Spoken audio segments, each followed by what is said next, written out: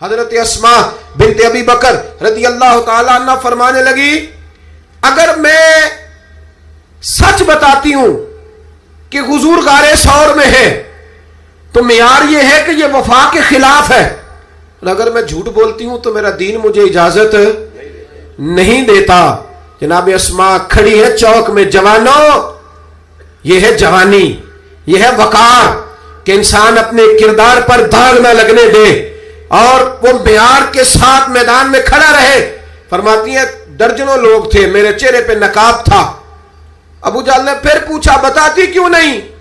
کہتے 1 منٹ تھا فیصلہ کرنے کے لیے، پھر میں نے فیصلہ کیا عشق بھی بچانا ہے اور دین بھی بچانا ہے۔ فرماتی ہے میں نے فوراً کہا، میں نے کہا ابو جہل سن، پھر اگر تو سوال سے باز نہیں آتا تو سن، میں صدیق کی بیٹی ہوں، جھوٹ نہیں بول سکتی، مجھے خبر ہے وہ دونوں کہاں ہیں، پر میں تمہیں بتاؤں گی نہیں۔ جا جتنی طاقت اور جرت ہے وہ لگا لے، پر میں تجھے بتاؤں گی میں تجھے خبر ہے۔ اقبال بولے، کہنے لگے جب عشق سکھاتا ہے آداب خود آگاہی، پھر کھلتے ہیں غلاموں پر اسرار شہنشاہی۔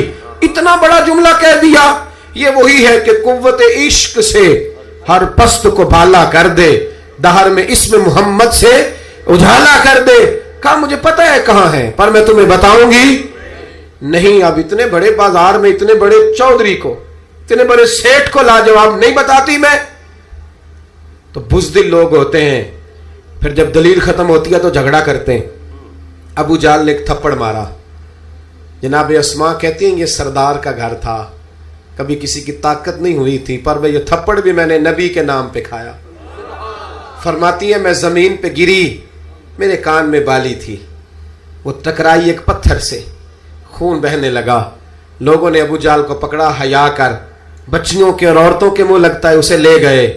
فرماتی ہے میں اسی طرح اٹھی، اٹھ کے میں نے چہرے پر پھر سے کپڑا لپیٹا، خون کو چھپایا اور پھر روٹی پکانے لگی۔